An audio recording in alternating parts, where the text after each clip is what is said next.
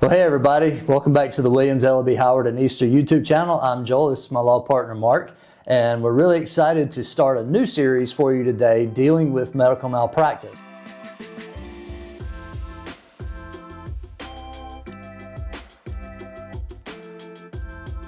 So we're excited to be doing this new series on medical malpractice, and if you have a question about a particular type of scenario involving medical malpractice and would like to see us do a video, please shoot us a comment in the comment section and we'll see if we can make one.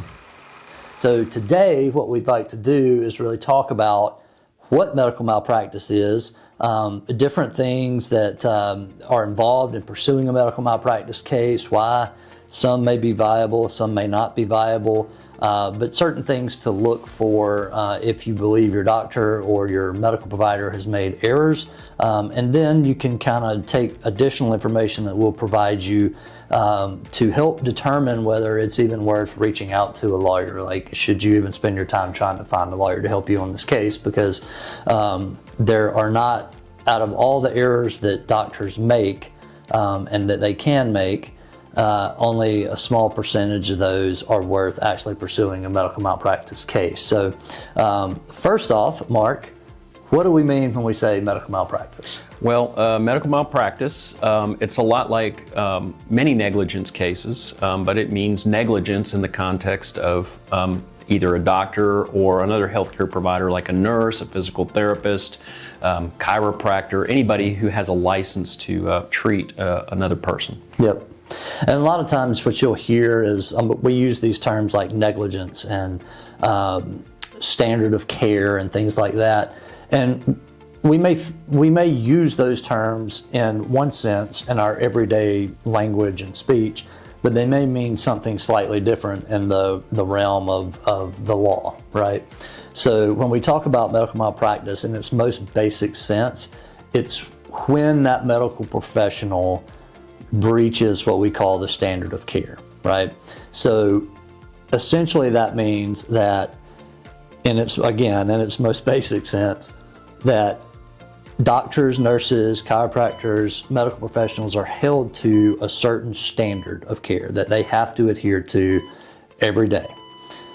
When that care that they provide to their patient falls below that level, then we're talking about negligence of the provider, right? And we show that by using other doctors and nurses and chiropractors' opinions. They come in and offer their expert opinions to say, hey, Dr. Johnny over here, the care that he provided to Mark on this particular day fell below what an ordinarily prudent physician would do in a similar circumstance for that particular incident. So, yeah, and I think that's one of the big differences between a medical malpractice case and, let's say, a car wreck case or someone falling down on someone's property, is that you have to show that someone fell below the standard of care, and that's what members of the profession would do under a similar set of circumstances. And, you know, if someone's in a car wreck case, for instance, and you see someone run a red light, any eyewitness can come into court and say, hey, I saw that person run the red light. But in a malpractice case, you actually have to have an expert witness, in Georgia anyway, you have to have an expert witness say that they've reviewed the records, they've looked at the evidence, and that they believe that there was malpractice. In Georgia, you can't even file a lawsuit until you've done that and you have a sworn statement from an expert. And that's another good point, and I'm glad that you stressed Georgia. We're in Georgia, obviously, and most of our cases that we handle are in the state of Georgia because attorneys can be admitted on a case-by-case basis in different states, but for the most part, they are barred and licensed to practice in a certain state or states, depending on how many they've taken the bar exam in. But we primarily focus on Georgia law, and it's really important that if you live in Nebraska or California or New York or Ohio and you're watching this video, your laws are going to be different than the ones in Georgia. So these are very general topics that we're covering today. Some of these may apply across multiple states, but we're also going to be primarily focused on things that happen in Georgia. But you're right, Mark. I think the biggest difference is between a normal who ran the red light case and a malpractice case is that everybody knows if the light's red, you don't go. You stop and you wait.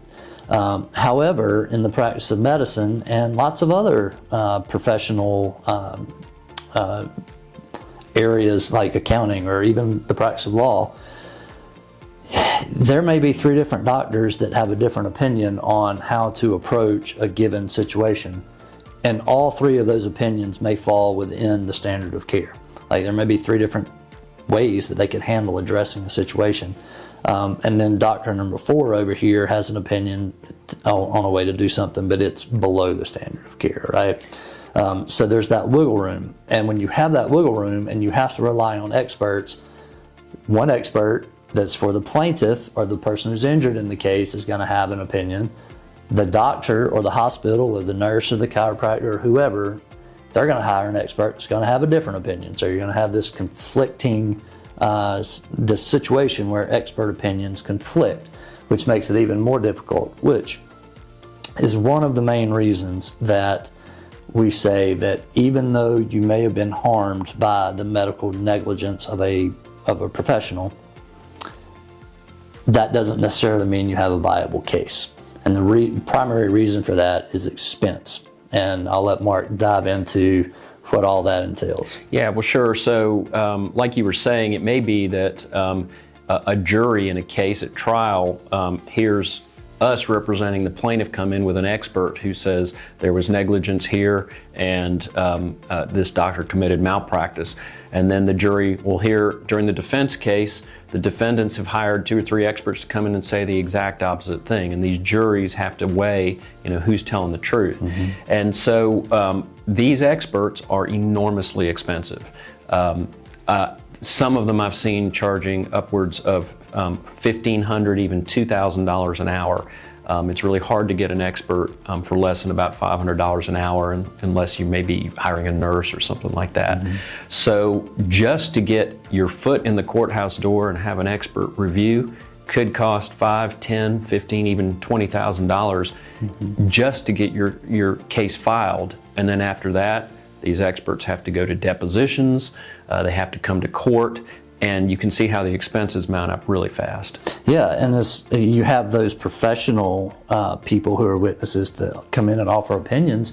You also have fact witnesses, and you have records that have to be reviewed. So just to take a regular deposition of a fact witness in a case, like maybe it's a nurse that works at the hospital who knows something about it, that's going to cost you at least $1,000 per deposition.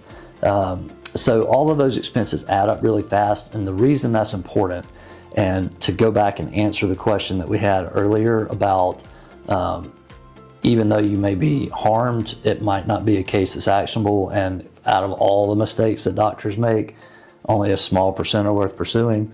This is why, because if you're hurt by medical malpractice and your damages aren't catastrophic, then it's just not, in most cases, going to be economically feasible to pursue them. Because nobody in their right mind would spend $100,000 to get $100,000 because it's a wash, you net zero. And you certainly wouldn't spend $100,000 to recover $50,000 because then you just wasted $50,000 to get a moral victory, right? However, if you have significant damages or catastrophic damages like permanent brain injuries or paralysis or death or a whole host of other things that just destroy your life basically, and your case may be worth $1 million or more, okay, well, from a pure financial standpoint, it's probably worth spending the $100,000 or more to try to get that recovery, or at least further evaluate the case to see if it might be worth pursuing. You just have to make the numbers work because you got to pay the experts. I mean, and frankly, we don't work for free. The lawyers have to be paid. All the expenses in the case have to be paid. So you got to make sure that if you're going to spend the money, there's going to be a high likelihood of a recovery. Yep. And one of the things too is that these cases take a long time, and oftentimes they're appealed. So it may take you a year and a half, 2 years, sometimes even 3 years to get your case to trial. With all those experts coming in, all that expense, all that time, then you may have another year for an appeal after a trial. So it's real important to screen cases. And you know, one of the unfortunate things I have to do on a day in, day out basis is talk to people who may have had malpractice committed, but just, you know, fortunately they're not hurt enough to justify the expense of a malpractice case. But you know, you still have to tell people, no, this case just isn't viable from a cost-benefit perspective. That's right. The last thing I'll say about medical malpractice cases is, if you're watching this video, you're probably trying to figure out, do I have a case? Should I be trying to find a lawyer to help me with that case? If that's you and you're in that situation, regardless of what state you're in, make sure that the law firm that you contact has someone there with significant experience in the medical malpractice arena. These cases are much different than car wrecks, much different than trip and falls. They take so much more time, they take so much more specialized knowledge, and they have to be done right. If one thing goes wrong in a case, you could lose the whole thing. So just make sure that the people you talk to, that you vet them as far as their abilities and their experience goes before you call them. Whether that's us or any other law firm, just make sure you do your due diligence to make sure that if you hire this firm, they're going to know how to handle your case and how to handle it well. So, anything else you think we need to talk about with MedMal? No, I think we've covered it. They're hard cases. They take a lot of time, but if the injuries are sufficient, they're well worth looking into. Yeah, for sure. All right, cool. Well, we will wrap up this video, and in the coming weeks, we're going to dive into specific topics like anesthesiology errors or misdiagnosis areas or surgical errors, different things like that. Dive a little bit deeper into the specifics of different medical areas where we see malpractice occur a lot, and just kind of dissect that. But if this video has been helpful to you, give us a thumbs up, hit that subscribe button, and we will see you next week.